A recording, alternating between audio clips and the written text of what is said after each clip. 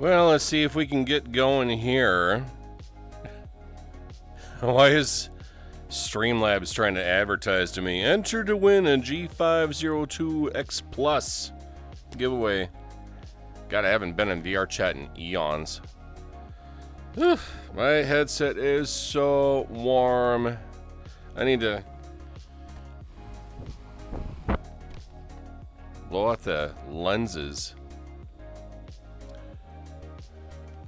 I have been ported into a world in purgatory. What's going on here? This is strange. I haven't seen this happen before. We're sorry something went wrong. Try using your menu to load into a different world. Close VR chat and restart it. The problem persists. Blah, blah, blah, blah, blah. What? Okay, something weird's going on here.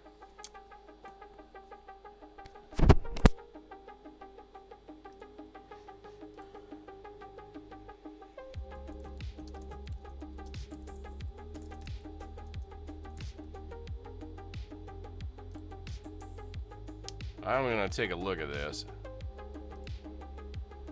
Can't believe how many images I got.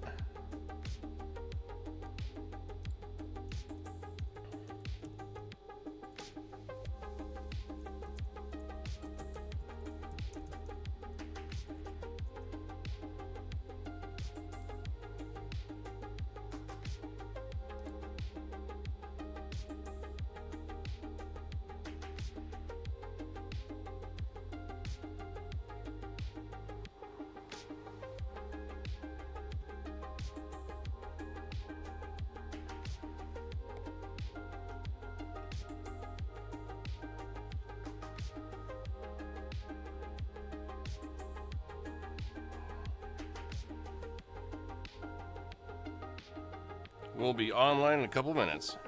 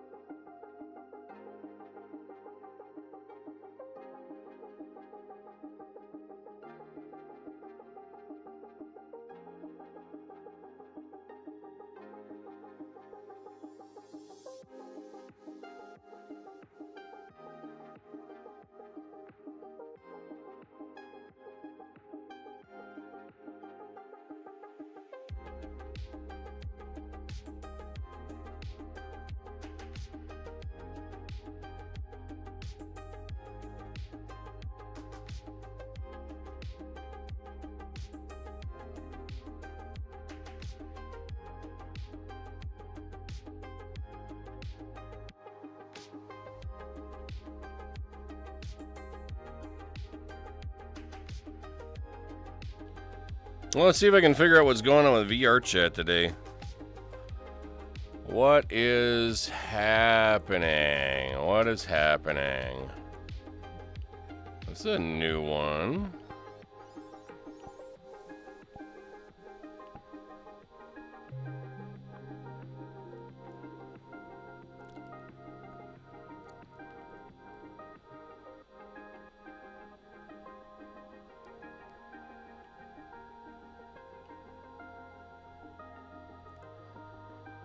If you guys are there in the background, give me a hello.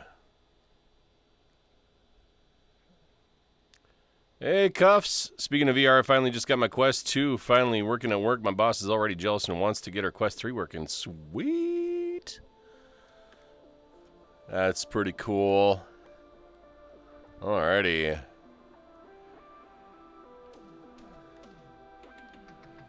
Let's see if we can get things going here.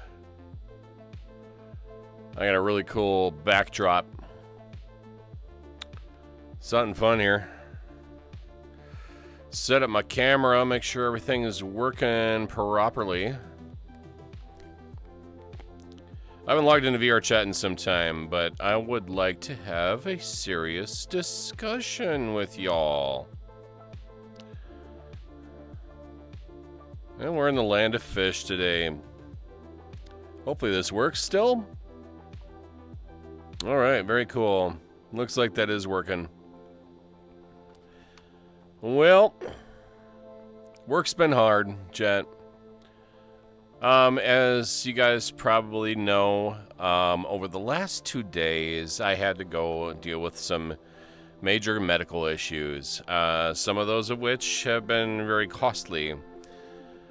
And just recently, my job has been giving me a lot of difficulty. Namely, things have been slowing way down. Not only have they been slowing down at work, but they've hired more people for the department that I'm working in, despite the fact that things have been slowing down, and that kind of concerns me a little bit. 5 massive screens for one laptop is a killer? Oh my goodness. Well, before I continue on with some certain discussions, I'm just going to sit here and relax a bit. This isn't a typical time that I stream. Mornings and the weekends. Very sus indeed. Hope work gets better. Yeah, I do too. Also, Twitchy the Puppy, thank you for the follow and welcome to the Lion's Den. I hope things are okay for you. I have noticed Twitter is really not getting the message out there lately. For people wanting to go online and let people know, hey, we're streaming. Friends used to be able to see when I post and then come into the chat. So I don't know what's happening. Social media has been very difficult. There's been this really weird disparity in Twitch viewership, and it seems to be polarized right now and not really spread out anymore. Twitch be broken with that feature all the time? Yeah. Well, there's a couple things that Twitch has been doing lately that I personally don't agree with. Now, one of those is unnecessarily increasing the cost of subs. When you raise the prices on things, people tend to want to buy less. And I know this because I work in retail. When prices go up, shopping goes down. And with the economy as it is right now, everything's kind of struggling. It all starts with corporate greed. People up at the top wanting to find new ways of milking out more money from people and backing them into a corner. Yeah, Twitch subs on desktop have increased by $1, I think. And on mobile, they've increased by a lot more. I think on mobile here in the US, mobile subs are now like $8.99 a month, which is horrifying.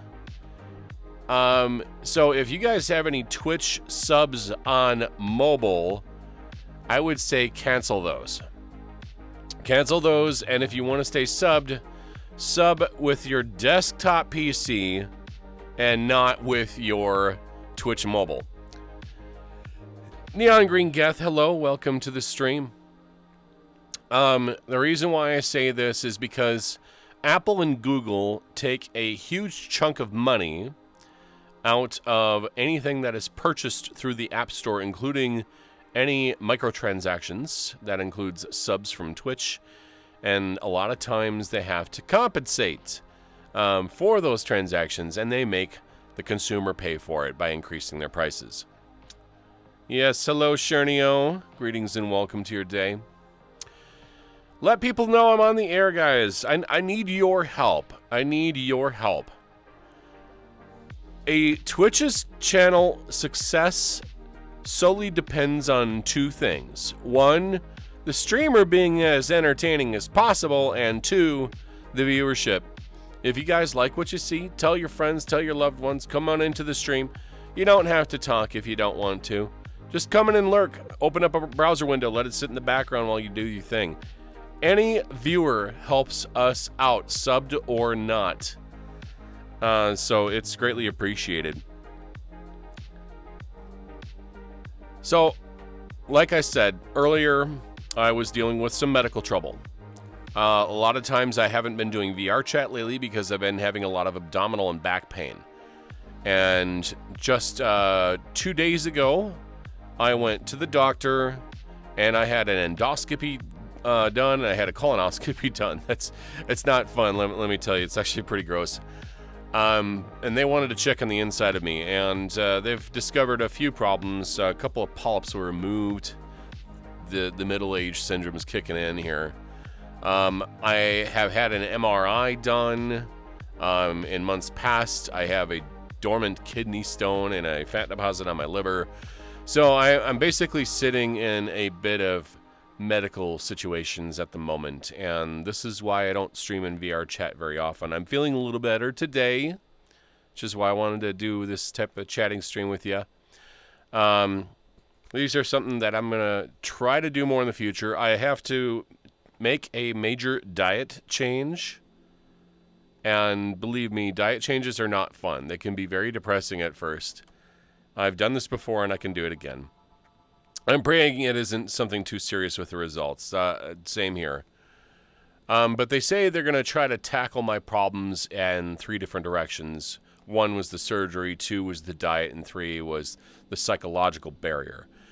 Your gut bacteria, believe it or not, affects your mood and what you are hungry to eat for.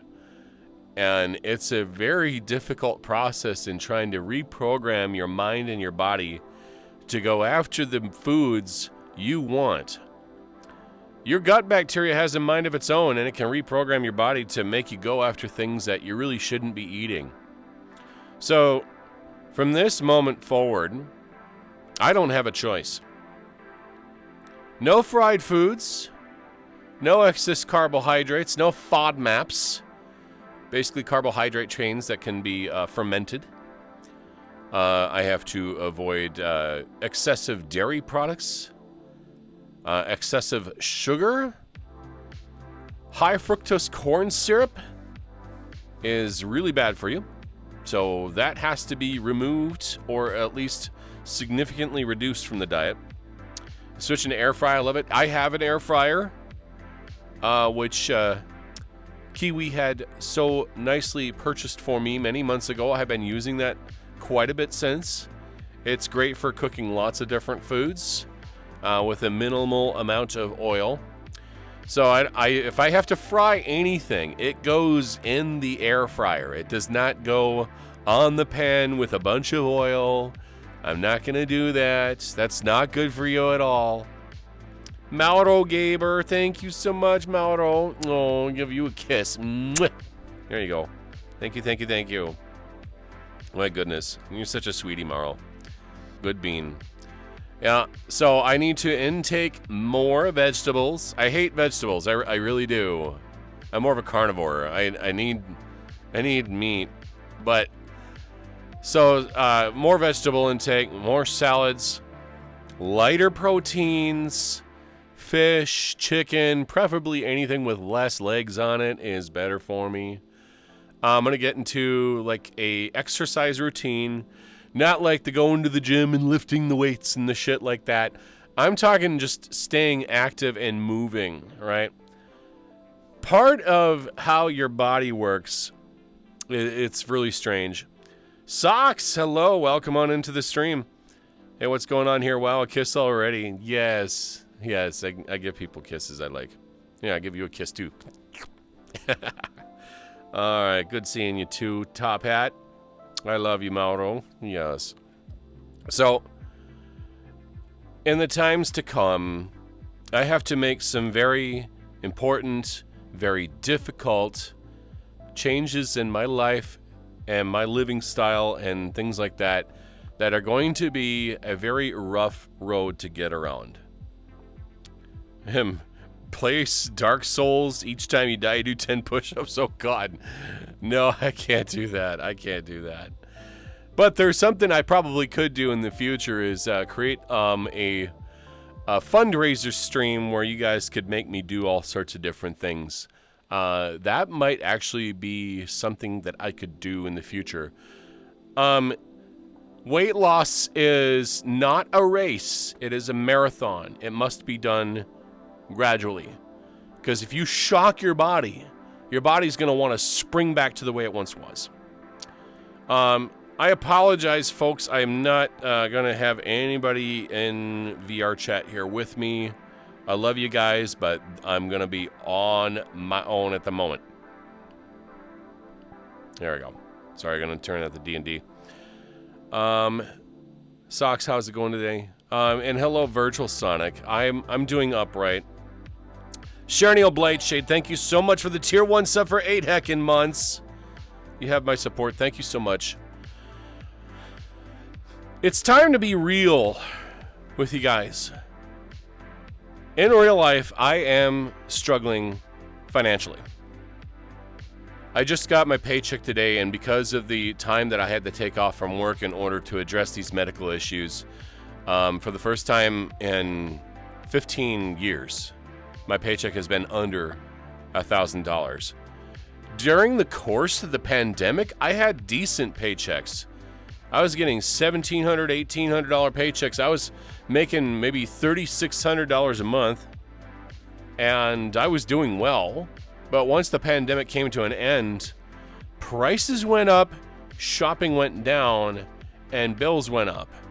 And the amount of money that we made went down. And it's been affecting everybody. Everybody. Granted, some people do a little bit better than others, but even they've been affected. Doing fine, either going to stay awake or go back to sleep. I had 4 hours of sleep. If you want to stay and chat and lurk and then go back to bed, please do that. I don't want anybody sacrificing their health for a stream, but I really appreciate it, Socks. See, it's been awful lately. Hi, Sonic. You may have my full support, and you can do it. You're a big, strong lion. Thank you so much, Fang. There is this Ko-Fi link down at the bottom. You guys can help me out with Ko-Fi or PayPal. This is how you can help streamers a little bit more.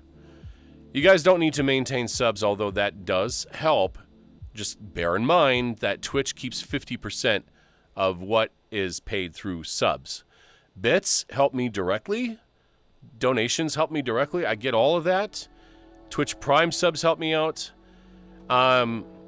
And I'm going to try to set up something for the future, maybe like a month from now, create some sort of fundraiser. I'm going to be at Furry Migration, locally here in Minneapolis. I'm going to be teaming up with my boyfriend, Blue Canary Gallery. Exclamation point, Blue Canary Gallery, or Blue Canary, excuse me, if you guys want to go follow his channel. Hello, Brandy. Good morning to you. Have you considered any side hustle jobs yet, like dashing? Guess what? Twitch is my side hustle. This is my second job.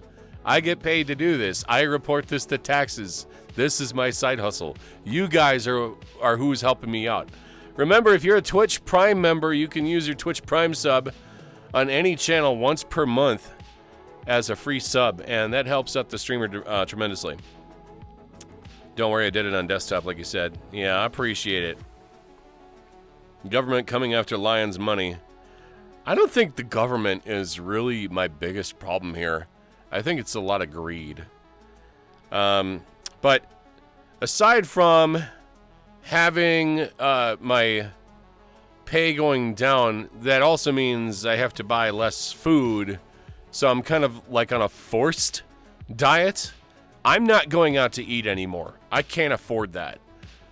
Every time I go out to eat, it's like a minimum of $20 for a single individual. That's insane. People were frustrated at McDonald's for increasing the prices. They want to go in there for a cheap meal, go in there for $5 and come out happy, at least for like temporary stuff. But now they try to charge prices that are like premium, charge like $13, $15. You go to airports and you want to buy a Big Mac, you're going to be spending $22. It's insane. It's absolutely insane. But yeah, the tax breaks for the rich makes no sense whatsoever. I don't want to talk about politics in this channel, but I'm going to tackle it in such a way that it kind of ties into what I'm discussing. What happens when you cut taxes for the rich? Where does that money go? It doesn't trickle down. That's never worked. That's Reaganomics. That's never worked. That never will work. They take all that additional money that they got from those tax breaks, and they'll do things like stock buybacks, or they'll send their money overseas, making it inaccessible. And they can borrow money based on the value of their stocks from banks that they don't have to pay back, or nothing that accrues interest, and it's not taxable. And I think that's what needs to happen, is that if you're going to take out loans from the bank based on your stock value, that needs to be taxable. There's got to be some sort of penalty for that. I have a very rich family member who's been going to Congress for increasing taxes because they want to do their fair share. Yeah. And this is about balancing the economy, right? I'll say this. There's nothing wrong with being rich. What's wrong is that you're not paying your fair share, right? If I had to pay like 10% in taxes, right? If I have $1,000, 10% is $100. If I have $10,000, 10% is $1,000, right? If I have $1 billion, 10% is $100 million, but I'd still have $900 million in the bank. That doesn't seem like it's going to affect you too much, right? All my homies love Reagan. He's so cool and totally not a menace. He's a horrible menace. Yep, true. His prescription drug policy still exists today and hurt people. It makes no sense why they charge so much for prescription medication. People need to live, right? I'm going to tell you, I'm voting for Kamala Harris and Tim Walz. Tim Walz is currently the governor of Minnesota, but now he's a running mate for Kamala Harris, and I'm totally going to go for that. Because you could call this politics, but what it really is it's the value of human life, right? Every single person on this planet deserves to live in comfort. I don't like seeing people out in the streets. I don't like seeing people begging for money. I don't like seeing people wondering if they're going to be able to eat that day, right? I've gone out into the streets just coming home from Cub Foods, and there's people on the intersections putting up signs saying anything will do. It's terrifying that exists. And what you're seeing is the negative side effects of excessive capitalism, right? Hope you're doing better. Still with all going on, you're awesome. Stay awesome. Thank you. His policies about ADHD meds are the reason there's a perpetual shortages all the time. Yeah, I know I have ADHD. You guys have probably seen it in the way that I communicate with people. I jump all over the place with my subjects. I do this all the time. I'm mentally very difficultly organized. I slur my speech every so often, right? I pause in thought. I trail off. ADHD affects many of us.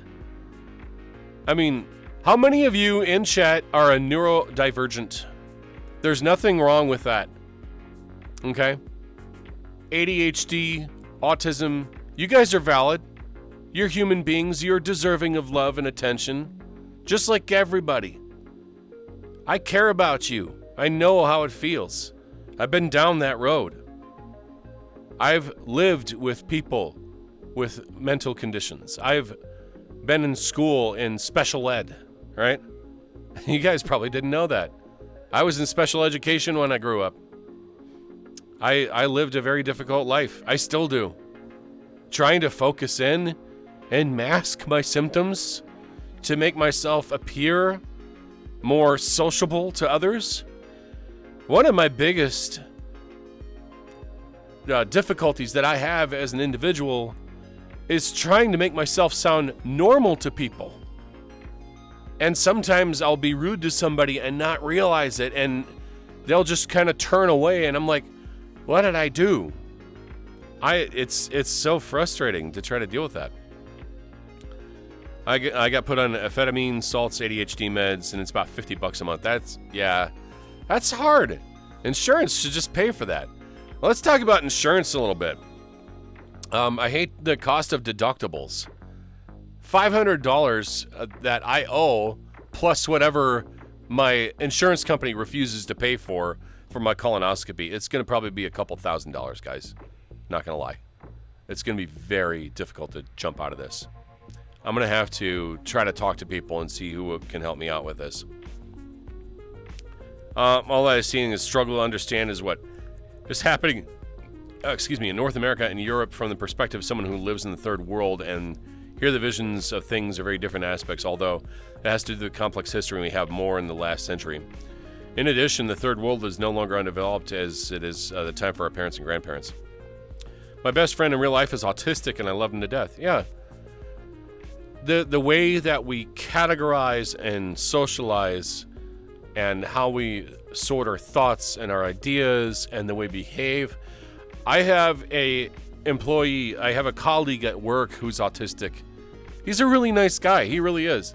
I can sense that in his tone of voice. He gets easily frustrated, but that's probably someone who has incurred a lot of psychological trauma growing up. I can't blame him for that. Treat others the way you expect to be treated. Treat people better than how people treat you.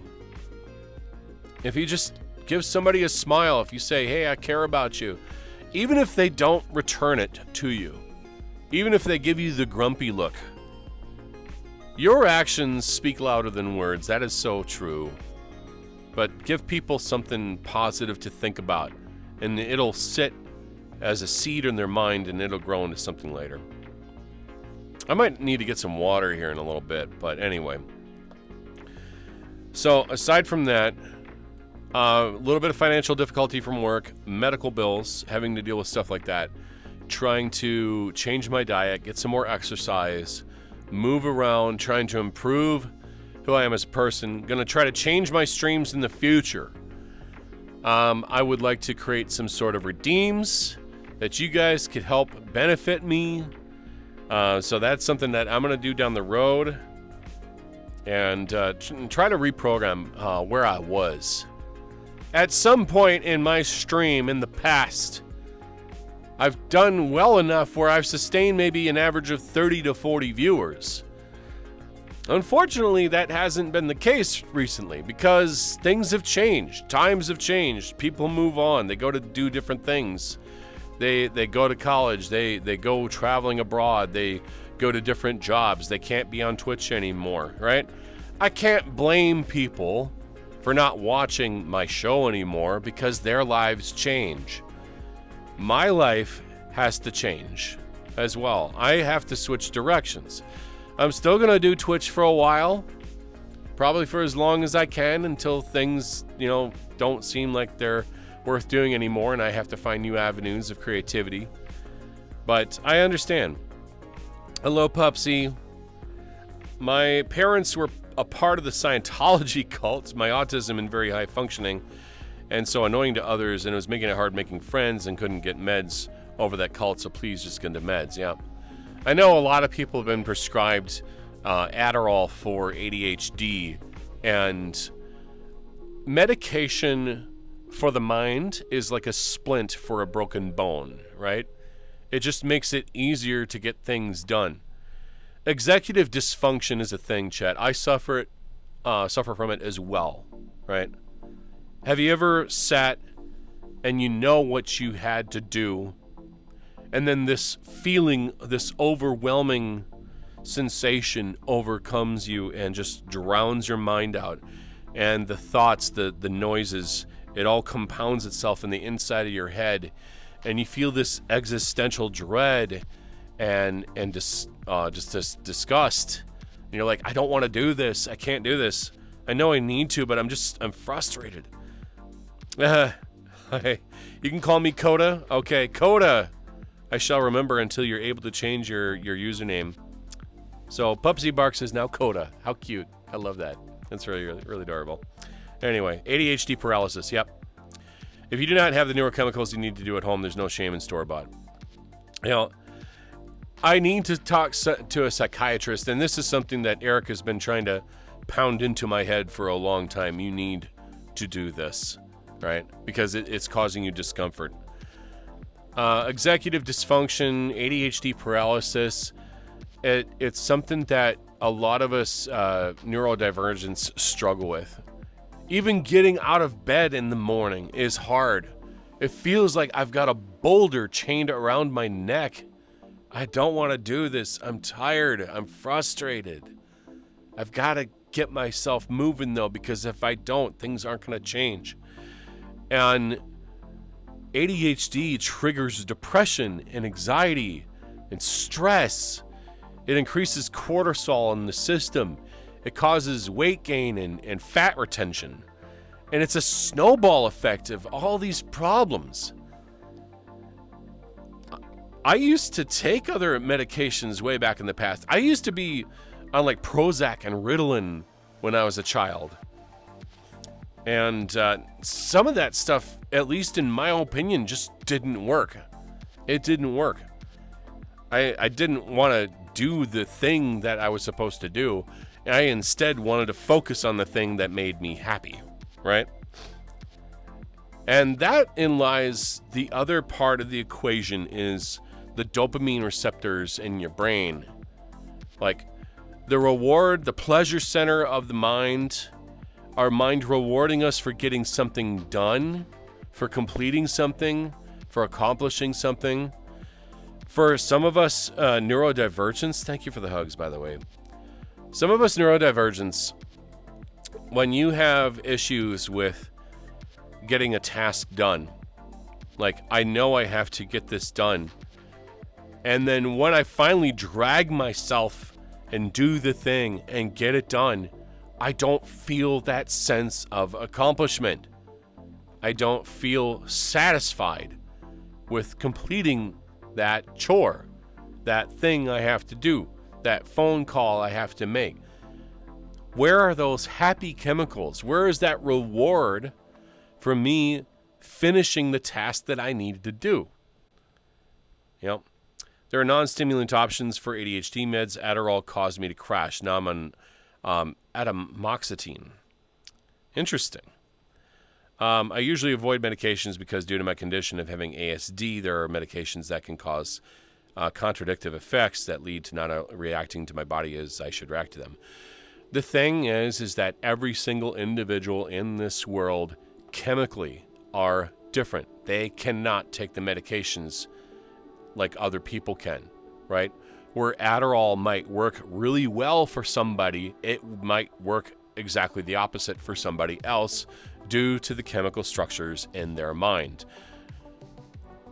I'm going to point this out. I am not a doctor. I am not a psychiatrist. I am not a chemical engineer expert. I'm not a biologist. Please take all of my sayings with a grain of salt, perhaps even a softener salt bag worth of salt. But I do have personal experience with these types of things. I've dealt with this growing up. I do understand the other side of it. My doctors hate Adderall so much that they would rather lose their license than to prescribe it. And why do you suppose that is? Ultimately, you know your body better than anyone else, yes. Thank you for the hugs line, Safety Foxhole. Hugs line and give support.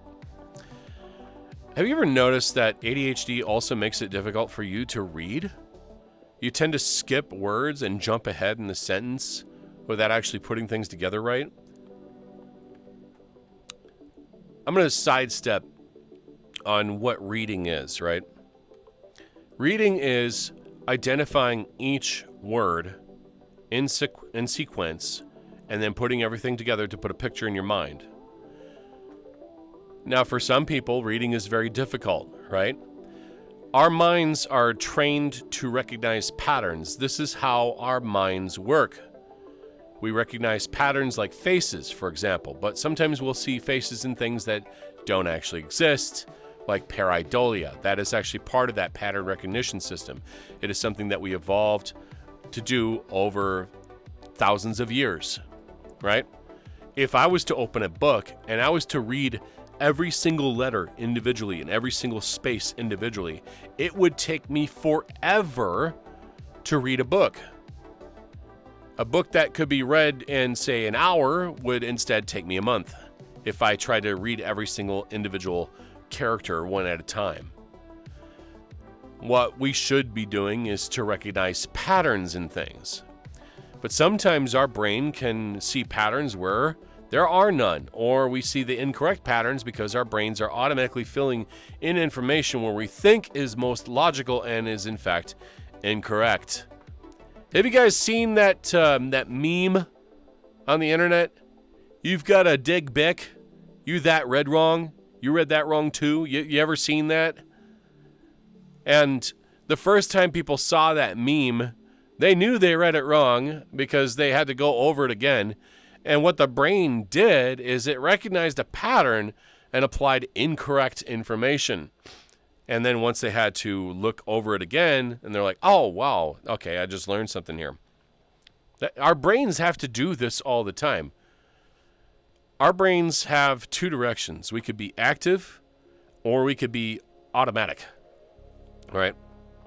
Hey, so semi-serious, I think the furry fandom needs more discussion on neurodiversity and mental health. I really want to try to do more of that. That's a good thing to do, honestly. Right, and more considering that the furry fandom is a higher proportion of people with ASD than many fandoms and fandom groups. Virtual Sonic, please describe to us what ASD is. Something inside the Adderall that they think is very unsafe. Well, we'd have to do some more research on that. Make sure you're not being held up on social norms. You can't read the book, but you really want to be there. Is no shame for audiobooks. Like you said about the split, meds help, but it doesn't fix. Think of taking a look at a building.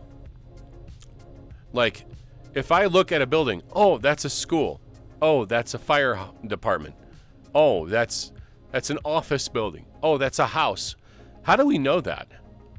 Because we see the entire picture and recognize it as a pattern, right?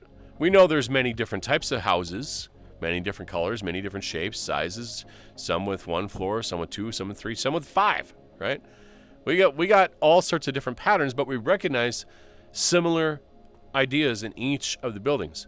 Or we could take a look and we could look at brick, stucco, chicken wire, brick, pipe, gutter, and then we could put it into our head and say, oh yeah, that's a house, right? But we don't do that. But that's how we read our books, though. We read word, sentence. Oh, okay, I get it, right? Our reading comprehension skills require a different part of the brain than our image skills, right? We can identify pictures pretty quickly, but it takes us a while to do things like reading and math because they require different parts of the mind. Veritasium has talked about this. This is why on social media, like Twitter or Blue Sky or Facebook or Instagram or Threads, that people respond to tweets with images more often than they respond to just purely text, because reading text forces us to slow down our thought process. And we live in a world where things have to be done as quickly as possible. So people will attach images to their phrases or their statements. We've gotten to the point now where we can respond to something purely by a single emote or a animate GIF. And it's GIF, by the way, shush. Anyway, there's a condition where people are unable to visualize things. Yes, that is called, actually, Nate the Moth has this. It's aphantasia. Aphantasia is an unfortunate mental disorder that the mind cannot process imagery or remember it in clear detail. It's too fuzzy or faded or just doesn't appear at all. Now, there's people who have the opposite problem, hyperphantasia, where people see things in incredible detail. Like they could look at something, close their eyes, and they could picture it in their mind exactly as they see it and recall it, pixel for pixel. Aphantasia is really kind of difficult because everybody's mind remembers things in a different amount of detail. If I were to look at something and close my eyes and try to remember the detail, it comes back fuzzy, but then some part of my brain kind of fills in the gaps and says, okay, well, this was here and here and here. Memory is also something that's also very challenging, where trying to recall something, I think that memory can be truly based on what you like to do, right? How we are entertained by something. When you take a look at a book full of math quizzes, right? Algebra and trigonometry and calculus and all these different things. Can you remember all of that? Unless you're a mathematician, probably not. I think many of us, including myself, was never truly entertained by math. We need something to help us visualize it. Right? We need something to help us visualize it. It's hard. So a lot of YouTube channels that create math problems show us in graphical detail on what these equations mean, and it helps us remember, because we remember images better than we remember text. I think that the theme depends more of what kind of intelligence you have developed. I'm going to go shower lurk for a bit. Okay, Coda. Good website for layman's psychology is blank blank if people are interested. They have articles written by psychologists. Popularity of D&D, gaming math. Yep. Top Hat Gabriel, you're a moderator in Eric's channel, are you not? I can't recall if you are. So anyway, here's the thing. Some people have very difficult time remembering things in certain amounts of detail. I believe so. Well, check Eric's channel. Make sure you get the sword icon. I don't recall, because I believe only VIPs and mods are allowed to post links. I could probably fix that for you. But anyway, case in point, we've gone from subject to subject, going from ADHD to autism to remembering things to aphantasia, and that everybody's mind is different and medication works differently for different people. The problem is sometimes we focus on things that don't matter because it entertains us. Why is it that some, Twitch stations tend to do so well while some others struggle? There's got to be the entertainment factor in there, right? I mean, you wouldn't watch a Twitch channel that wasn't entertaining, right? If you go into a Twitch channel and you're like, oh, this person's very nonchalant and all they're doing is they're just focusing on the video game and not really doing any talking, then people have a tendency to click out and go do something else. It's tough. And other people, they have, a real true gift. I watch all sorts of streamers that can just be loud and boisterous and happy and outgoing. And they put on one hell of a show. Okay, I'll take my glasses off. Or try to.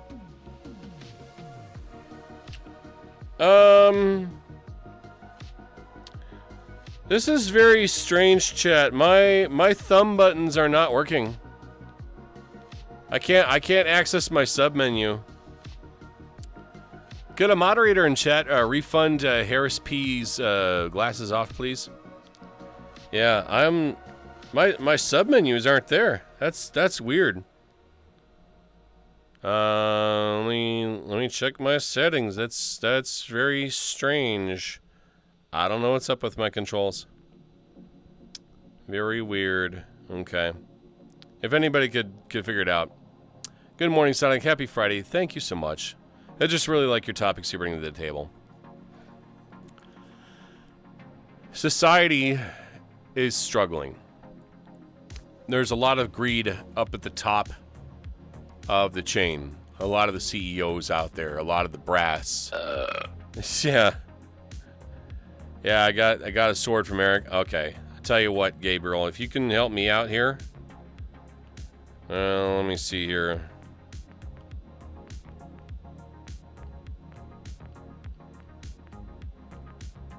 I'm going to double check, make sure I type that correctly. I'm giving you a sword. So please use that with a discretion. I trust you. Twitch has been having issues with redeems and etc. features the last few days. Well, I see the redeem. It's just in VR chat. My thumb trigger, I push down on it and there's no response. Either thumb. I know the buttons work. It's just VR chat's not responding to it. Very strange. Hey, Eric. Welcome on into the stream. By the way, please go follow my boyfriend, Blue Canary Gallery. He's in there right now. Exclamation point, Blue Canary at any time. He and I will be at Furry Migration. I believe Eric is at Indie FurCon right now. Go check out his table. I did repost it on Twitter if you guys want to go check it out. So, what we've been discussing has been my health, my financial situations, talking about ADHD, talking about autism, talking about aphantasia, talking about acknowledgement, reading skills, comprehension, processing of images. It's been quite the roller coaster so far. I tried to keep myself as calm as I could with the recent financial situation, as my paycheck was under $1,000. So in the upcoming days, weeks, months, I'm going to try to do things that can be redeeming on the stream. For something like, say, for example, 1,000 bits and I do 5 sit-ups, right? Or something to that effect. Or 1,000 bits, I do 5 push-ups. Something to get me active. Maybe some bits, I'll do some jumping jacks. Something to keep me active and out of my chair. I can switch to a different camera. Bean Boozled smoothie? Oh, God. All right, Eric, if you want to buy me some boxes of Bean Boozled and send them my way, I can make a Bean Boozled smoothie and then charge like 10,000 bits for it.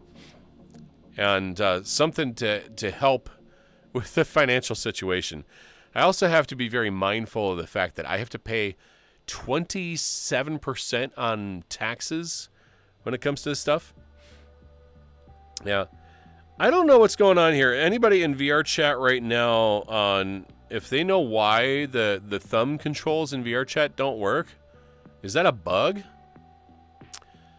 Hey, Blue Canary Gallery, can I add you a message in Discord? It's about ACFI. Interesting. Okay, so here's another thing, too. ADHD again. My brain just decided to go empty itself.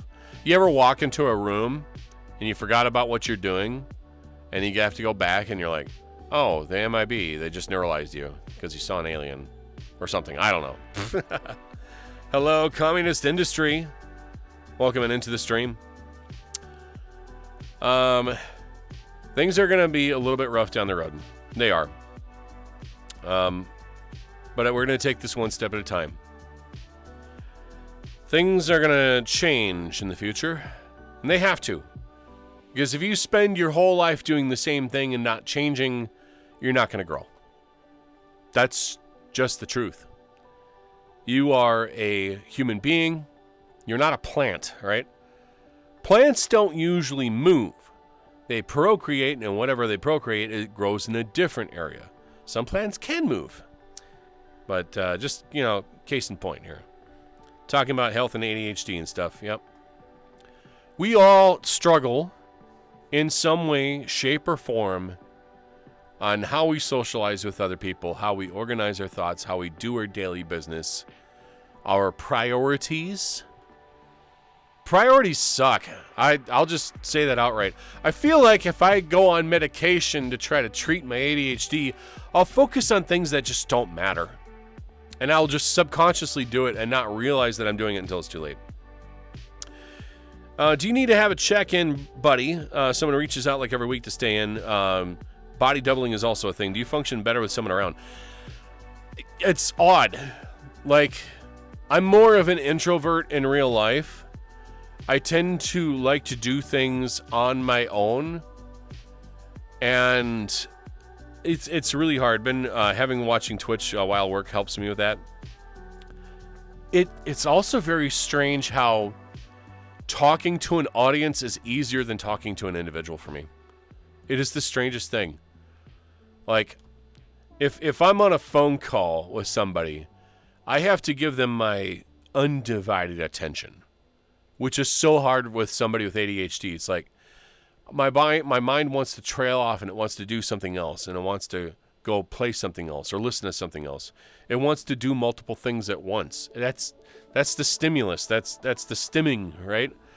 I can't talk on the phone and maintain a conversation on the phone because my mind wants to trail off, and I'm not in full control of that. It just, that's how my mind works. And sometimes it can come across as being rude or antisocial. And I don't intend on being like that. I don't understand why my brain decides to do that. It's like, people who suffer from alcoholism, right? The constant need to drown out their thoughts and emotions with liquor. And it's a dependency. It's needing to go off the rails, and some people can't function without feeling a little tipsy. It's just weird how that works. Why does our minds do this? Why do our minds create this roadblock? Why are the things that we need to do in our life that are very important with our life, why are those last on our priorities? And I think one of those answers comes from evolution, in that we want to feel entertained by what we do. We want to feel satisfied by what we accomplish. So like I mentioned earlier in the stream, when I finish doing the dishes, when I finish mopping the floor or vacuuming the rugs or making the bed, I don't feel satisfaction from that. I feel tired and exhausted, and I don't want to do it again. And that lack of accomplished feeling makes me apprehensive of wanting to continue to do that. And so it is. I rarely make my bed. Rarely.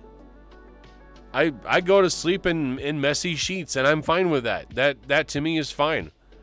But there's people out there, and certain admiral in the Navy says you should make your bed, because when you do that, you get yourself on track with all the other things that you need to do with your life to stay organized and have plans and have goals.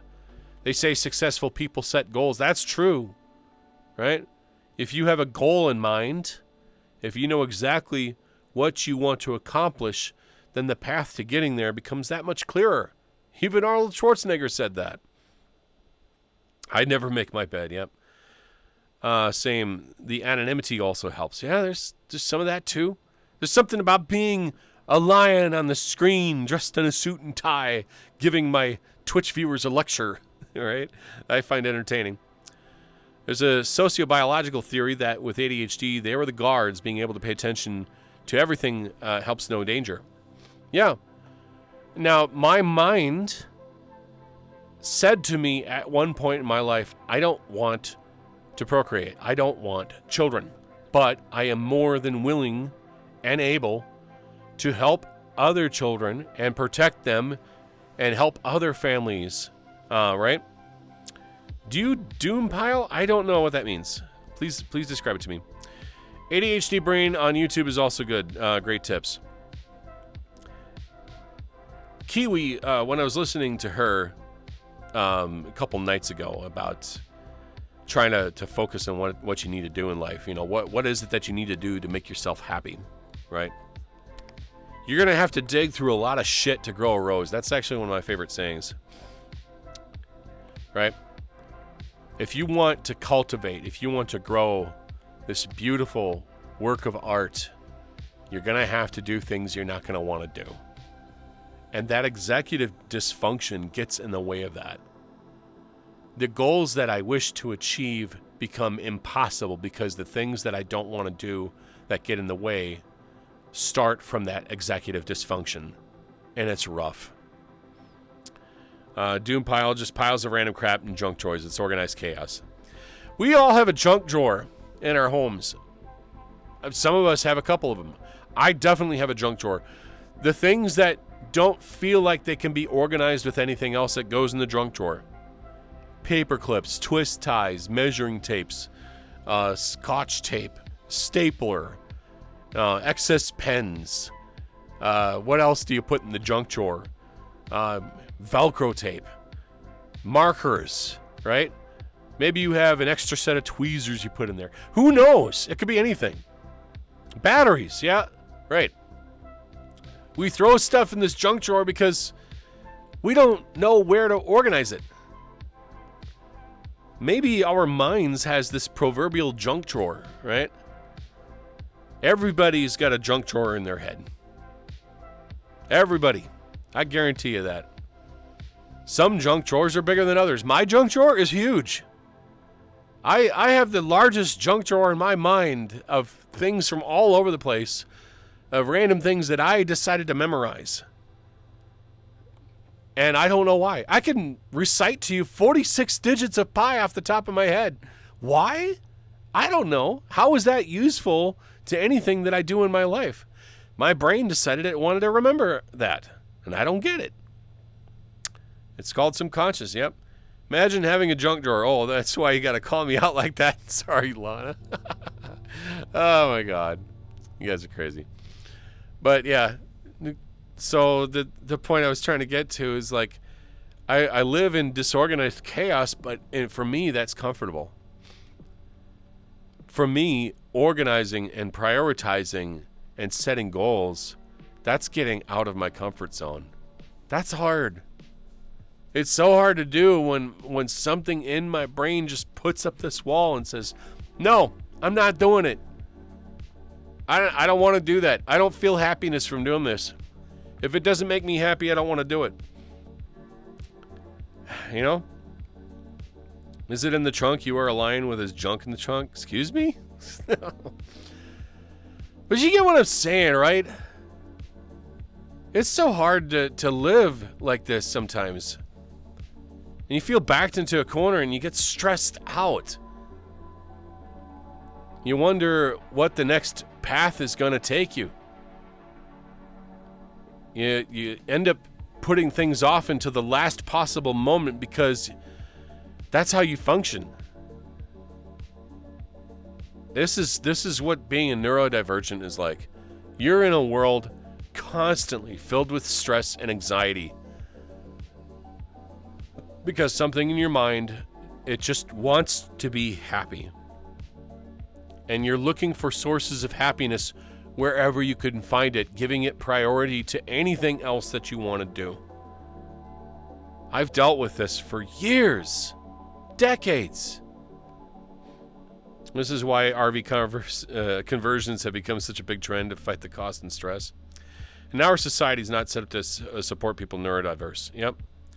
Our society is too systematic for something like a person with ADHD, like myself, right? Society says, I need to go to work. Society says, I need to go to church. Society says, I need to make money. I need to go out and buy groceries. I need to go get a car. I need to go raise a family. I need to do this, need to do that, need. No. In my mind, my body says, no. None of this brings me happiness. I'm not doing it. I don't have children. I refuse to have children. Why? Because it's a responsibility that does not bring me enjoyment. It is another thing that I have to do that would just stress me out. There are some people out there in this world that have children that really shouldn't have any, right? What does it take to raise a child? It takes consistency. It takes planning. You have to expect the worst and hope for the best. It takes ongoing learning. You're training on the job as a parent. I know this. I see it all the time. My little brother's a dad. He's got 2 kids. I have a niece and a nephew. You got to set rules. You got to follow through with plans. You have to agree with your wife or your husband or your partner or whoever when you're raising children. Expect the unexpected, right? Your kids, when they're growing up, they don't prioritize anything. To them, everything's a new and exciting adventure. They don't understand consequences. You have to teach them those consequences, right? Now, I don't condone spanking children. Please don't do that. All that teaches the child is that if something doesn't go their way, they can hit people. And I don't want anybody training their children like that. When you show a child the consequences, you show it with them and say, hey, this is what's going to happen if you do this way, right? Unless if their lives are in danger, right? Show them. Talk with them. It's tough as hell. My kid is dealing with bullies at school, and you need to be flexible and understand that some kids are not on the same level as you. Most people see their kids as tiny versions of them. And genetically, they are, right? Bullies exist because the parents allow the bullies to do whatever the hell they want. And that type of behavior and mentality came from their lineage. And I guarantee you that their parents are bullies when they grow up, and their grandparents and the parents before them, going all the way back to when society was very young. And in the world of wildlife, the strong beat the weak into oblivion, right? You know, cubs get in fights with each other in the pride of lions. That's why a lot of parents try to raise their children all roughly the same age, because if two kids are out of age, they create problems. Anyway, bullies exist because they don't have any other set goals from themselves other than to find entertainment in belittling others. They become today's trolls. And I ask that when parents raise their children, that sometimes they have to say no to their whining. Because if you don't say no, then I get to deal with Karens at my store. I get to deal with people who have unreasonable expectations. I get to deal with people who have learned in their lives that whining and crying and complaining gets their way. Yep. And when I use the word Karen, I use it as a verb. Some people are offended by the word Karen because that may be their actual name, and I'm sorry, that's just what society chose as a word. I could just say it, somebody who complains too much, right? There's been stories in the past about people who have had issues going to retail convenience stores. A lot of people don't remember the full passage behind customer service, like the customer is always right within taste. The last two words are somehow omitted from retail's society. As a neurodivergent and trying to work with people, I have to change modes internally from Justin Reese mode to now I need to change to salesperson entertainer mode.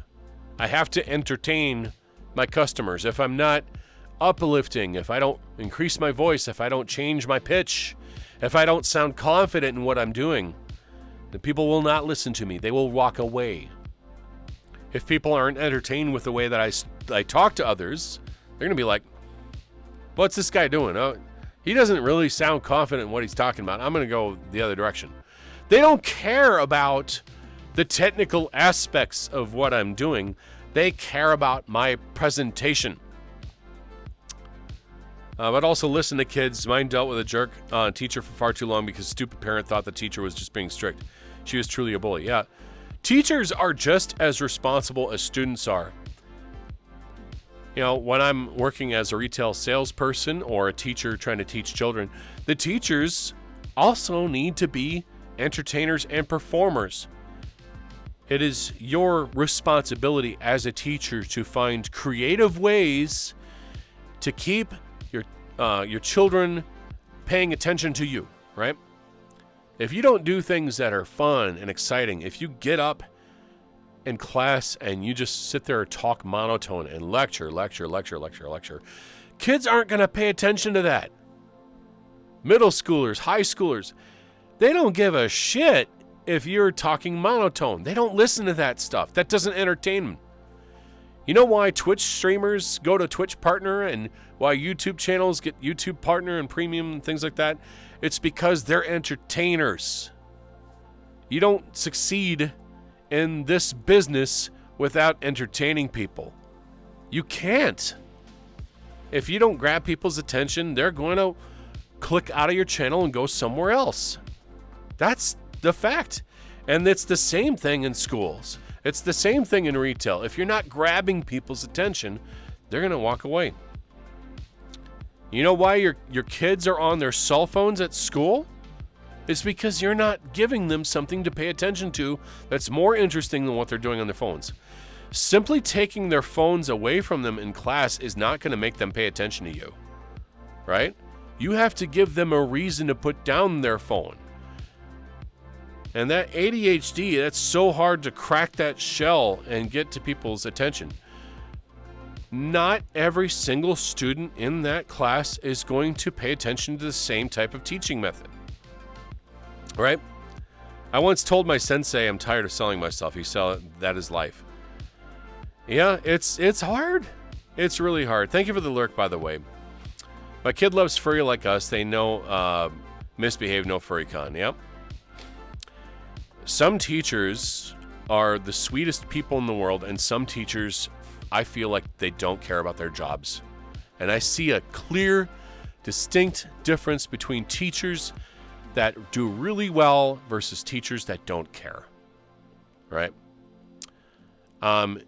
Expressing yourself as a teacher to a student and being condescending is going to make them not trust you. You could be right about something, but if you express yourself in such a way that, hey, you're being rude to this individual, they're not going to trust you. You could get them to believe in completely the wrong thing if the way you're going about it is just rude. Some teachers have done that. I have done that accidentally. I don't intend on trying to behave that way. I'm trying to be open and honest with my customers, but I'm trying to split down two different paths of thinking at the moment. I got to choose one path of thinking. Edutainment. Has anybody ever heard that word? I remember the names of my teachers, of those who have been very influential to me and that I have grown to know and trust. I remember my second grade teacher. I'll hydrate in a little bit here, Lilo. My second grade teacher, her name was Arlene, and she was wonderful. Do I remember all the things that she taught me? I don't know. But something about her influenced me during my life that I can remember her name from 37 years ago. Let that sink in. I haven't seen her since, but I still remember her name. Isn't that crazy? Rarely had problems with teachers, but that's because I've usually had good grades at school and only had the occasional tantrum, which was quickly resolved with a conversation outside of class. I had bad experiences with some of my teachers. I didn't like them. Yep. Some of my teachers in high school, Dave, he was my woodworking teacher. He taught me a lot about machinery and woodworking and metalworking. He taught me patience. He taught me measure twice, cut once. He taught me the value of respecting these very powerful, expensive machines.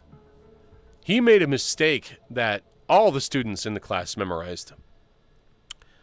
A table saw, if you guys haven't seen one of those, basically you have this very powerful blade coming back at you, and you use this pushing tool that pushes the wood through the saw so that you can keep your hands away from the blade, because that blade does not discern between you or a piece of wood. Whatever it hits, it's going to destroy. And by accident, the blade ripped the pushing tool out of my teacher's hand, threw it 30 feet backwards, and got lodged into the sheetrock in the wall, up 12 feet high, in a period of a second. It nearly broke his hand. I have never seen anything so intense and quick, and realizing that that could have killed somebody. It was at that moment that my need to focus was right then and there. Any time I got on one of these big, expensive, powerful machines, I paid extremely close attention, right? I knew that if I made a mistake, a part of me could be missing. You could have stuff torn off of you, ripped off of you, amputated from you. You respected these machines, and you took all the safety precautions, and you double-checked and you triple-checked everything before you even turned that machine on. Very painful, but it was an important lesson. Some lessons in life are learned way too late. I remember I had an accident almost 10 years ago now. My boyfriend remembers it because I was talking to him on the phone at the time, where somebody ran an intersection and they told the police that my turn signal was on and I couldn't stop on time. I was doing 55 miles an hour. Hit him head on. Bonk. When I teach herbalism classes, I teach the basics each class because I signed off my eyebrows singed off. Ouch. How are you doing, foo? Not the police, yep. So, despite the fact that they said my signal was turned on, I don't remember if it was or wasn't, but the conditions were I did not have a stop sign. That person did. He pulled out of the intersection, not waiting for me. Colonel Panic, thank you for the tier 1 sub for 47 months. My goodness. 47 months. Guys, can we get a hyperclap in chat? Some celebration. Colonel Panic, who has been there since the beginning of my affiliation with Twitch. Thank you so much, my friend. I'm doing better. Oh, and we got a hype train. Hello. Thank you so much for the hype train. Prime sub for 2 heckin' months. I really do appreciate it, guys. We're at 62%. Can we get to a level 2 hype train? Every dollar that goes into this channel goes into hardware to maintaining this channel and maintaining my electric bill. It's been rough lately, so every sub, every bit, every dono, it means a great deal to me. If you guys want to donate to me, there's the link right there to my Ko-Fi. It's greatly appreciated. Thank you so much, guys. Happy to hear you doing better. I went to the doctor. I'll recap for those of you who just jumped on in. I had a colonoscopy and an endoscopy done yesterday. I had a couple polyps removed from my body. I have a dormant kidney stone and a fat deposit on my liver. I am doing some major diet changes, and I have got to fix the problems that have been occurring over the last 10 years. And it's going to involve very difficult and very stressful choices. Financial choices. And if I don't do these things, I'm going to wind up in a lot of trouble. And Eric has reminded me over and over again. He's beaten it into my head. He talks to me on the phone and says, I told you to do this. And I know that executive dysfunction. Colonel Panic, my goodness. Thank you for the 5 tier 1 gift subs to Pavati, Angel Cat, Agility Wicker, Weirens, Sarazel Fox. Thank you so much. That truly, sincerely helps me out. Notice we have a goal of 500, chat. 500 subs. If we get to 500 sub points in chat, I will be doing another 18-hour VR chat stream. If you ever need help, please let me know. If you can help, there's the link right there to my Ko-Fi. You can also donate to PayPal or do an exclamation point tip in channel. With my clinical herbalism background, we can set up for success. Let's talk about diet for a second, and then switch out of subjects from teaching and things like that. It's very rare to invoke the police and types of things. More unusual to use the school psychologist. Yep, or a school nurse who practically has to be a multitasker.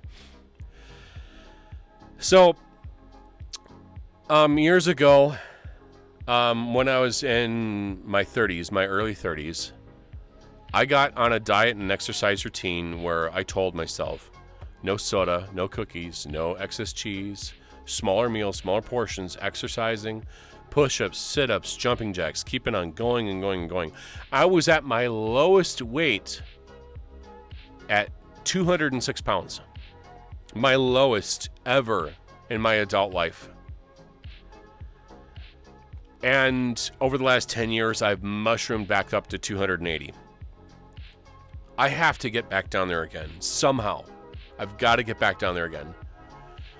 Let me tell you, chat, being overweight is one of the worst things you can do for your body, right? Now, I'm going to be clear about this, that if you're heavy set and overweight and you're struggling, I get it. I understand. I'm not going to make fun of you for it. The change has to come from within. You have to make that decision for yourself. No one can do that for you but you. If you want help, ask for it. Now, some people are fine being heavy set. That's great, you know. I'm not going to put you down or anything, but what I'm saying is when you're heavy set, there's a whole cataclysm of medical issues that happens.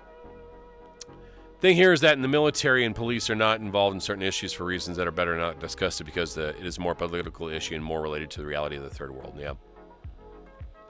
Give two reasons for this, and these are military dictatorship and civil war. We're going down pathways we probably don't want to discuss, but I understand. With your weight, so here's what happens. You get a lot of fat deposits, mostly in your stomach or your gut region, around your sides, around your chest, around your butt. I know, you get caked up. And the excess weight puts more pressure on your bones. Your bones can only handle so much until they just straight up break.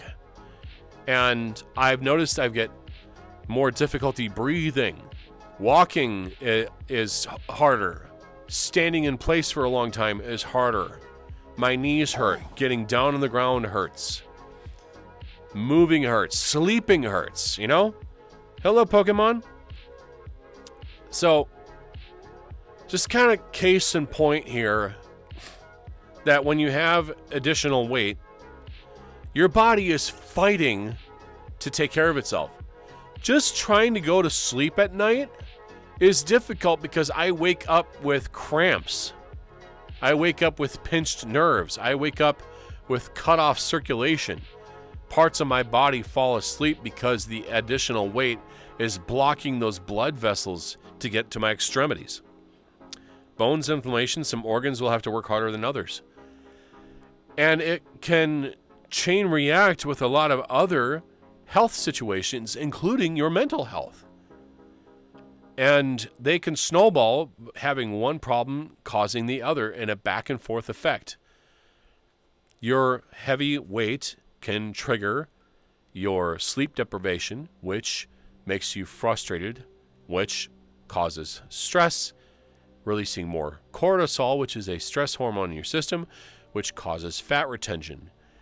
And as your body is desperately looking for those happy chemicals that reward you for completing tasks, are no longer available in doing regular things, but instead eating and masturbating, then that's what happens. Thank you for the level 2 hype train, guys. Really greatly appreciated. It becomes the only source of happiness. And you eat, and you eat, and you eat, and the boredom hunger ensues. And you like get distracted. And you're trying to do something, you're trying to focus on something, and you go to the kitchen, you can grab yet another snack. And then you go to the grocery store, you grab more snacks. And then you go to the vending machines and you grab more snacks. And you spend more and more money without realizing it. I'll admit to spending $100 in just snacks over a month. That's $100 I could have plugged away into a bill. Why did I put it into my gut? You don't need to eat all the time. Your body is sending false messages to your mind saying that you need to eat, when in reality, it's saying, I want to feel happy with what I've accomplished, and it's not getting that from regular activity. I wish I could wave a wand to make you better. I appreciate it. So for those of you who suffer from depression, anxiety, stress, ADHD, autism, being overweight, I get it. I've been in that boat. I'm still in that boat, and I'm trying to climb myself out of it. And what I mentioned in streams past is that you don't succeed on your own, right? You've got to have help. And if there's people out there who are willing to help you, seek them out. Eric has been incredibly helpful lately. I know he's been pounding me at the bit saying, hey, I told you you needed to do these things, and you got to take small steps too. Your streams give me comfort. Thank you, Lilo. I'm not going to take all the credit. Eric has been a very keen source of good information and very logical and very caring. And if it wasn't for him, I probably wouldn't be here today. I don't know where I would be. We've had spent time apart from each other due to stress and anxiety and things happening to me in my life that didn't go the best. And I'm glad he's back in my life. I don't talk to people I love and care about as much as I should. I don't reach out as much. That's the introvertedness in me. But I do mean well, and I do love him. These streams give me joy and help through the day, positive vibes, and keep me going. And if I'm helping you guys, then I'm helping myself too. Because these are words that I need to tell myself. These are things I got to do for myself. It's hard to get that ball rolling, right? When you're overweight, you are literally a gigantic ball that is so very hard to push forward and get going. Finding that momentum, finding that end goal. What do you want to achieve? Well, what's my immediate goal? What's my immediate goal? I want to get back down to 200 pounds. That's my goal, right? How do I get there? Well, we got to make some dietary changes.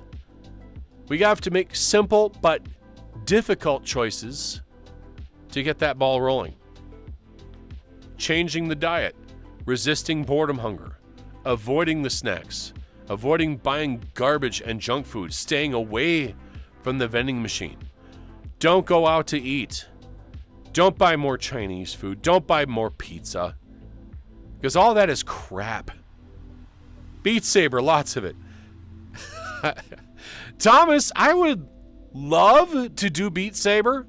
I would love to. But here's a wall. Here's my desk. And there's another wall. If I do Beat Saber, I will knock something down. I love doing that type of stuff. But if I wanted to do that kind of stuff, I'd need to relocate my PC elsewhere in the house. Which, unfortunately, there's a lot of furniture in the house that belongs to my mother that I can't move. So I've got to deal with this stuff for now. I am terrible at Beat Saber. Terrible. I'm very slow to respond. So, but it's really fun watching you and Kiwi do Beat Saber. You two are really good at it. Neo is good at it too. There's a furry gym telegram that I'm part of if you want, you're thinking of inviting to it. If you want to, I think I'm in like 30 Telegram groups, and a lot of them I lurk in. My problem with Telegram is that it's inaccessible from work. I cannot get into Telegram at work because the firewall blocks it, and I don't have any cellular signal out there, which is unfortunate. So, Beat Saber. So basically, you're in a game, and you're listening to music, and you're taking two sabers, lightsabers in your hands, and you're just whacking blocks as they're coming by. The arrow of the block determines in what direction you should whack it. If it's a white dot, you can whack it in any direction you want. If it's a bomb, you need to avoid it. If there's like walls coming at you, you have to dodge the walls. It's between like recognizing rhythm.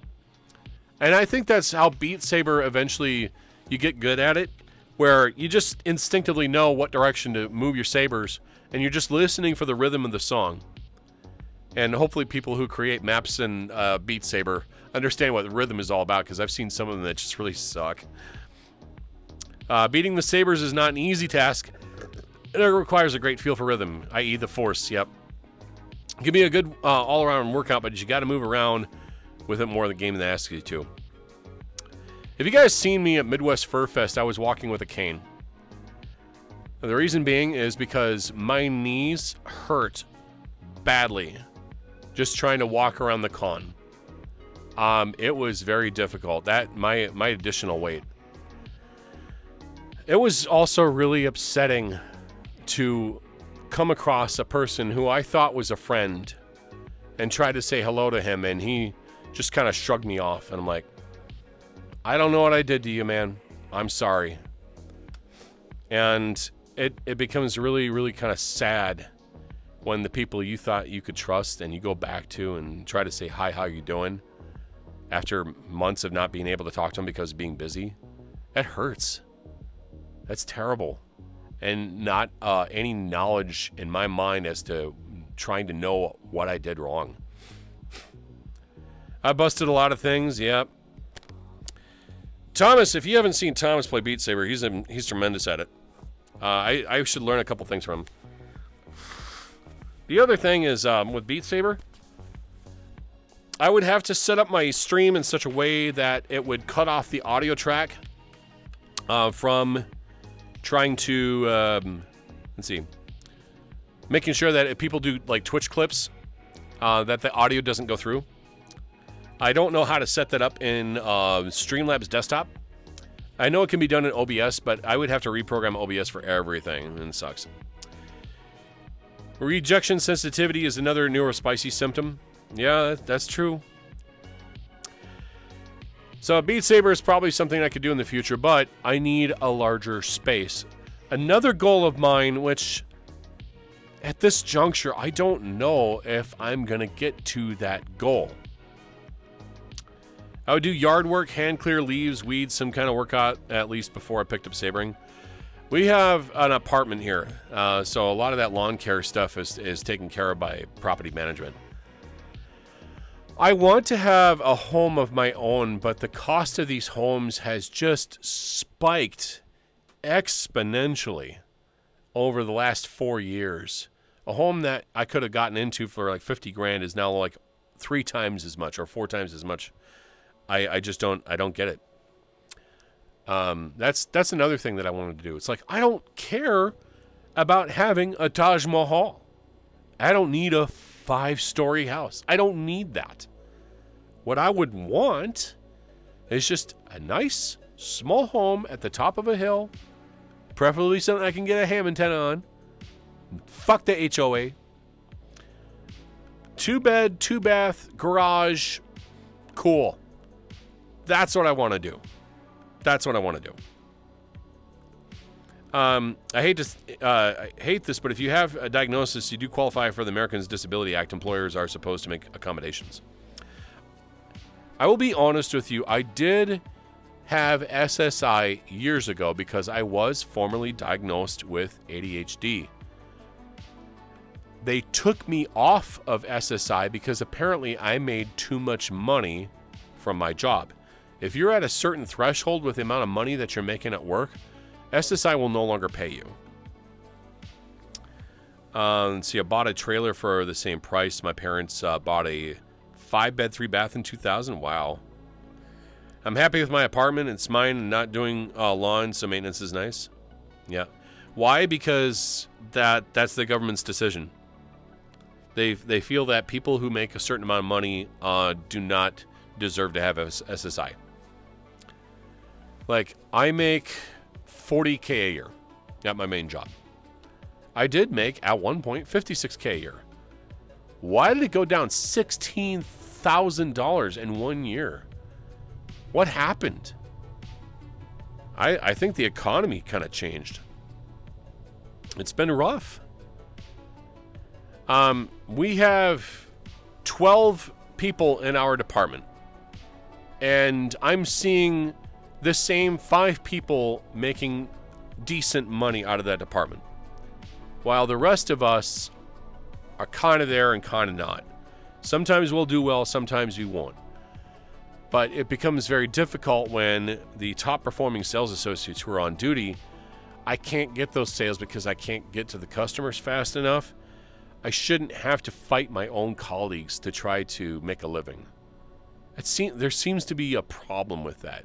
They insisted on hiring more people in the department because we got complaints that customers weren't being helped right away. At the same time, a lot of times, I'll take a tally throughout the day. Anywhere from 20 to 30 times out of the day, my customers are just looking. Let me give you a couple secrets on retail here, guys.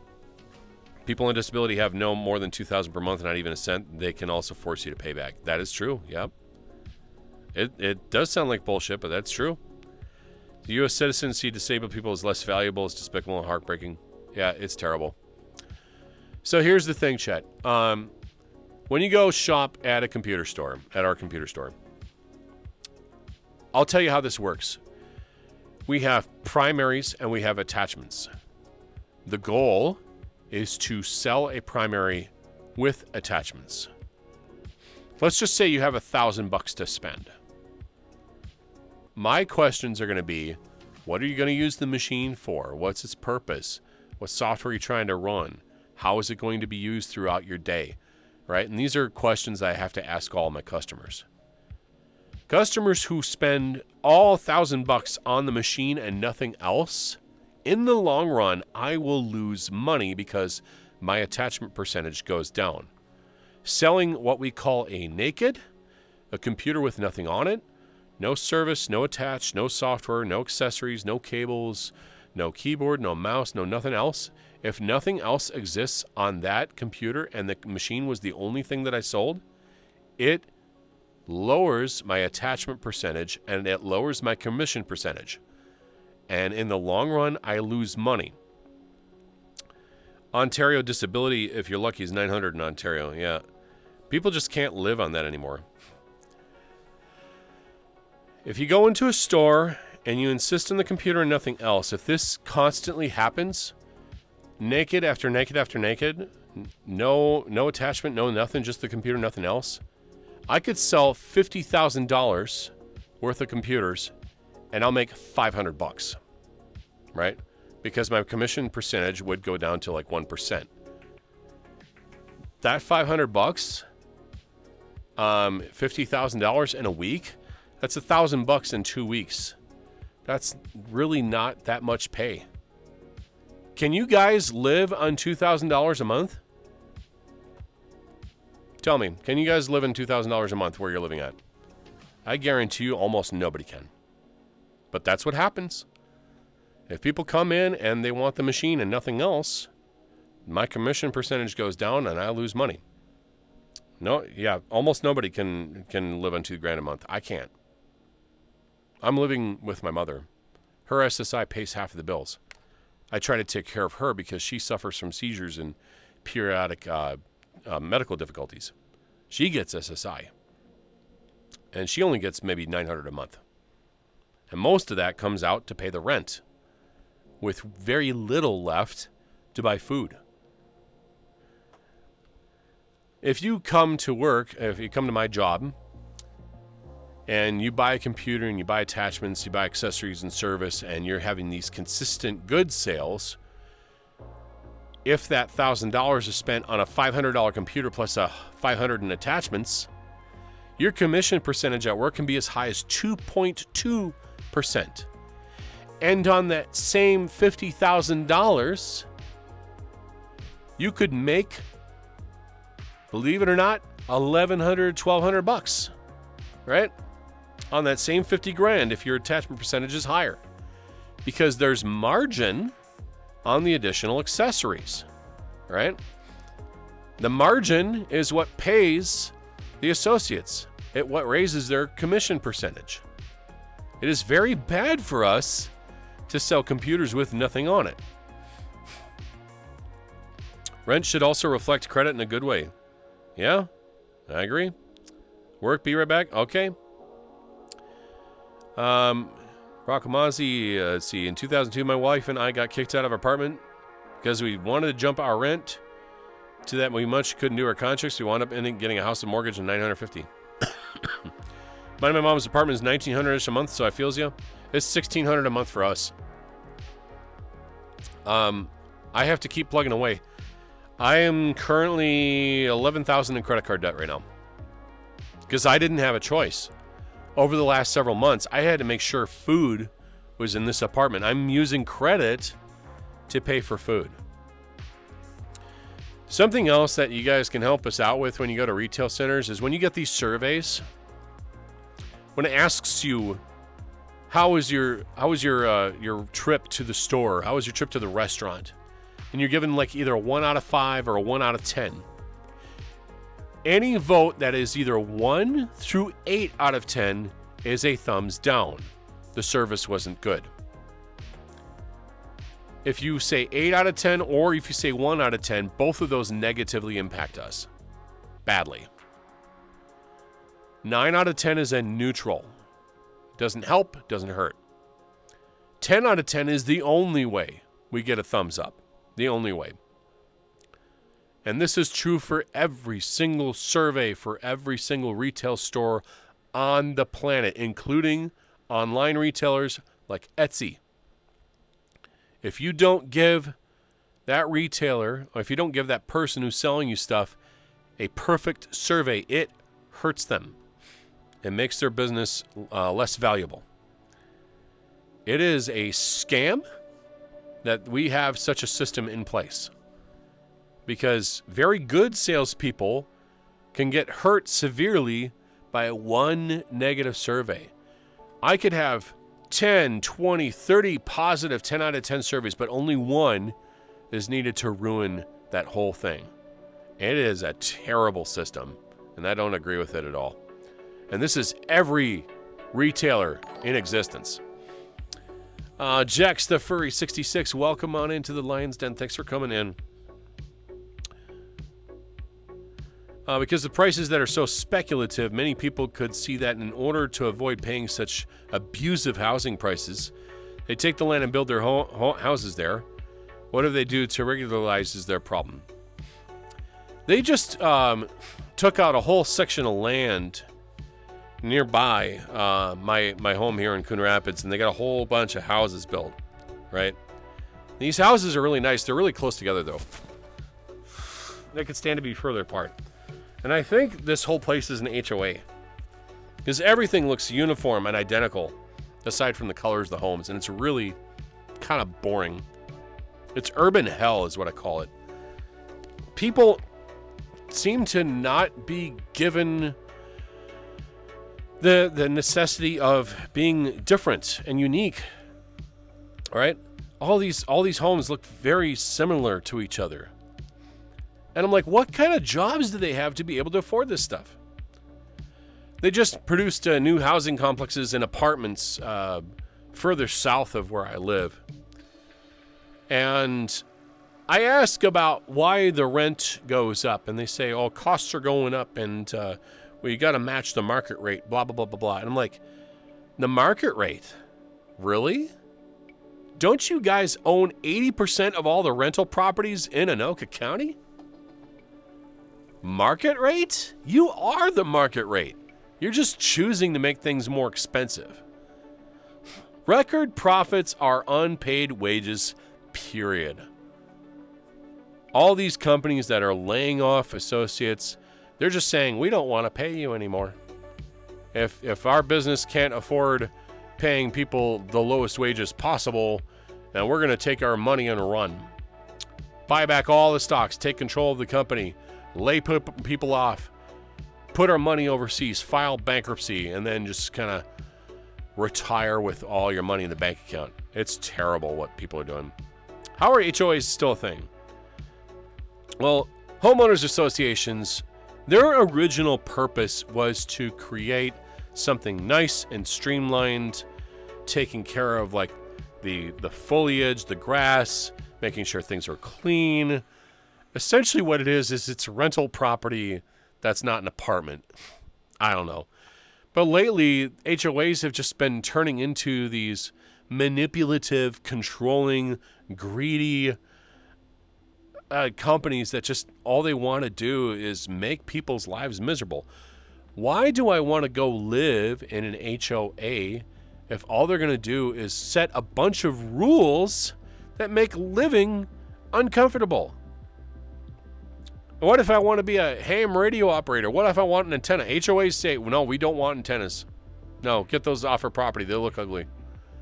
Really? They don't do anything to harm you.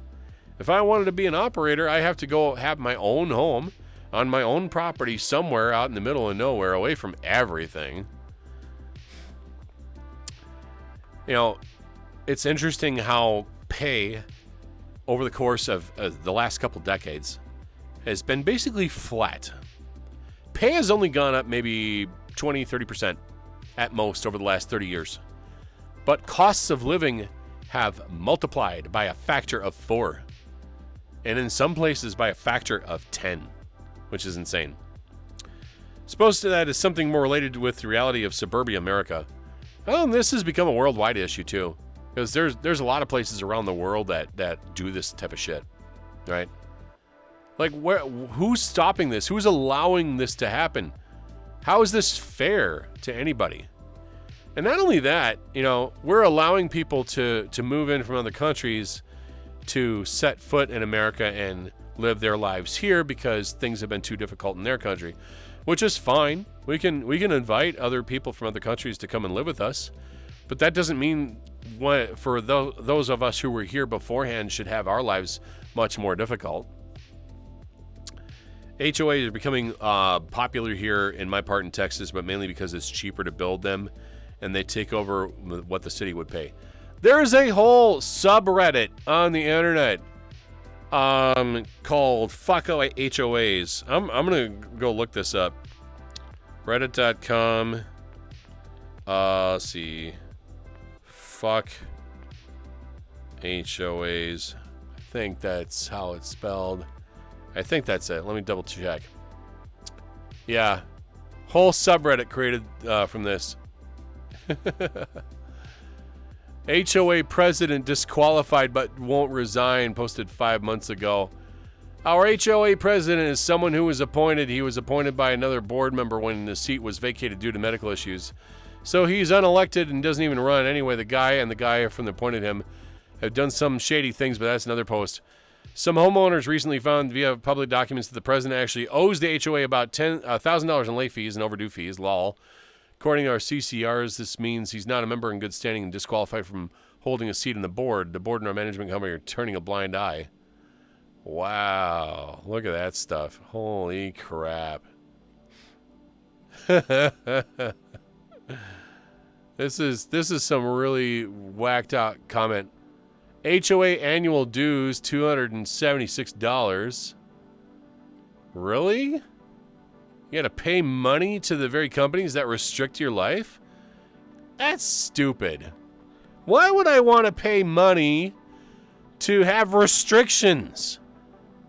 I should pay money to have amenities, not pay money to have less. Wow. Come here, Raw. Hello. Keep in mind, there is now a possibility of being jailed just for being homeless. Thanks, Supreme Court of the United States. Yuck. That also makes no sense either. How is being homeless against the law? You force us to pay more in our daily living.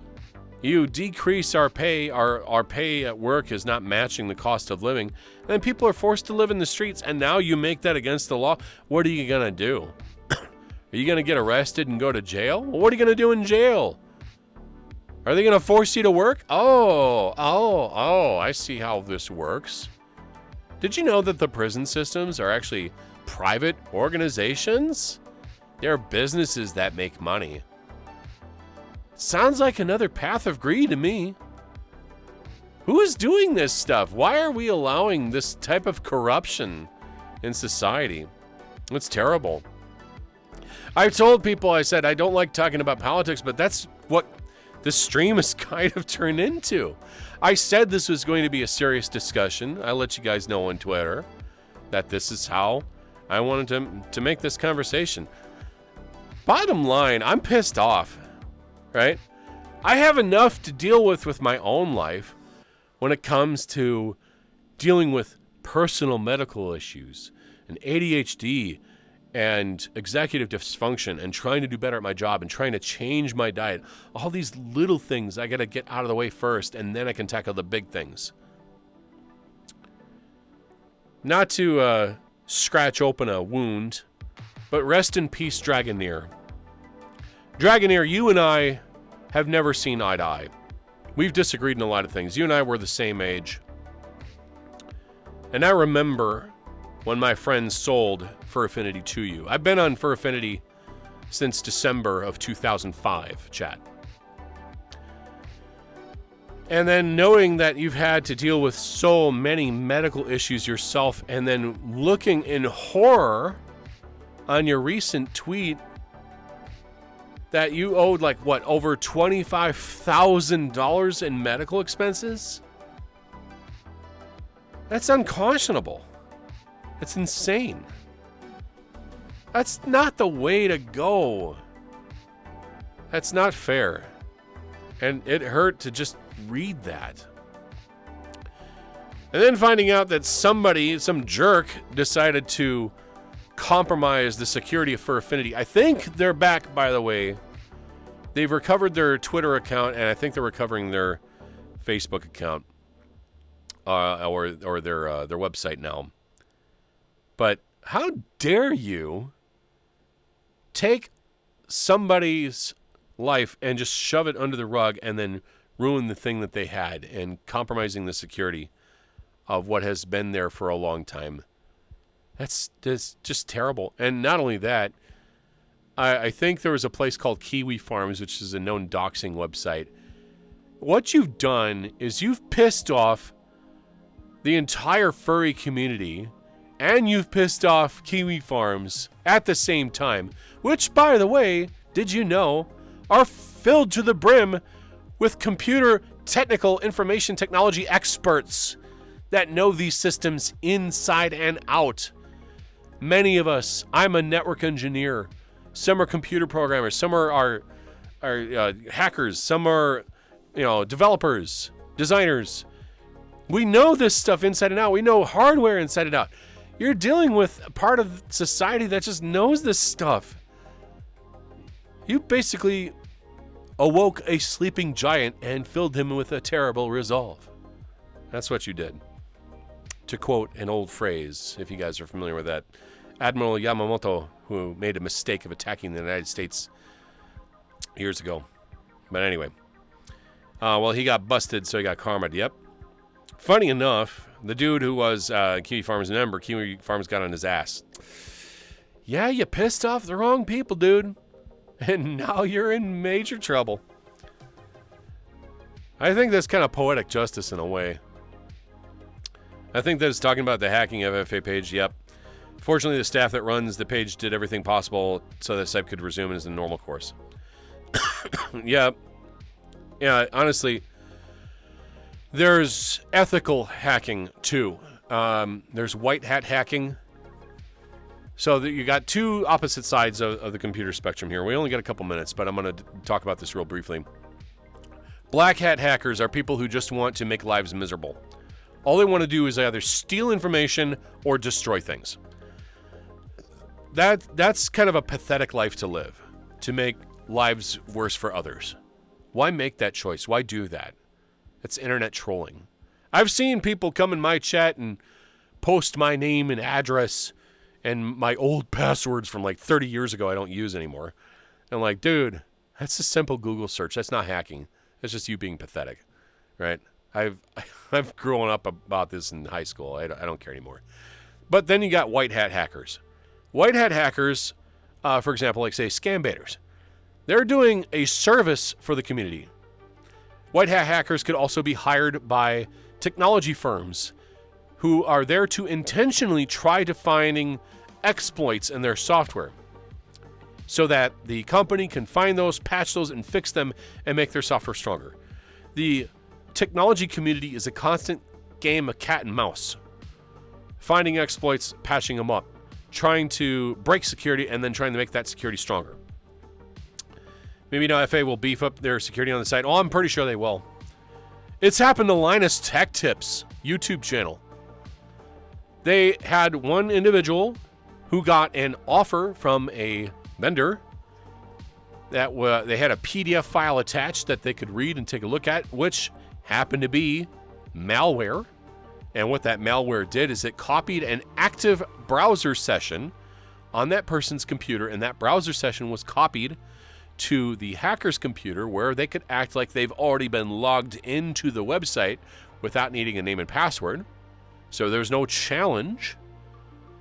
And they compromised their YouTube and ended up turning it into some sort of cryptocurrency scam and a bunch of Elon Musk videos. But that should be an eye-opener for Google and YouTube as well. Because if browser sessions can just be copied like that and moved to another machine, then perhaps maybe the security of that should be changed as well. I'm going to leave you guys with a couple pieces of information. I am struggling. Right? I'm financially struggling. Your guys' help is by far incredibly valuable to me. And everything that you guys have done over the last couple of years I've been streaming, I appreciate wholeheartedly. You guys keep me afloat. Thank you for your help. Thank you. 2, I'm going to be working on my diet, changing some things with my life. Small, steady steps, one bit at a time. I've got to make some very difficult choices. And I can do this with you if you help me out. Hello, Prismatic. And 3, society is going to hit a brick wall soon, unless if these greedy corporations are held accountable for their actions. All right? And 4, entertain people. If you want to keep someone's attention, you've got to put some pizzazz into your presentation. All right? And 3, lastly, just don't be a dick to each other, right? You don't know if somebody's having a bad day. You don't know if somebody has dealt with a traumatic situation. You don't know what kind of battles they're facing, what's going on in someone's background. You don't know. So treat people with respect, right? Respect is a two-way street. You have to be willing to give as much respect as you're willing to expect from people. Respect is earned, not inherited. And it starts by you making that choice. So thank you so much, guys. Let's go send you off to another heckin' tremendous bean, and I'll be online tomorrow at 10 a.m. We'll get into World of Warcraft here soon, and as always, no matter who you are or where you come from, you're valid and you're loved.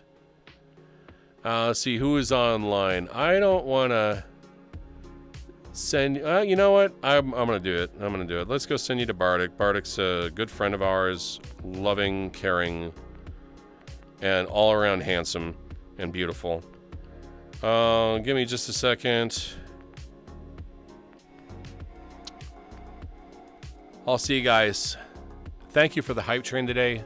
Thank you for the subs, the bits, the donos, the love and support. You guys are near and dear to my heart. Have a good day.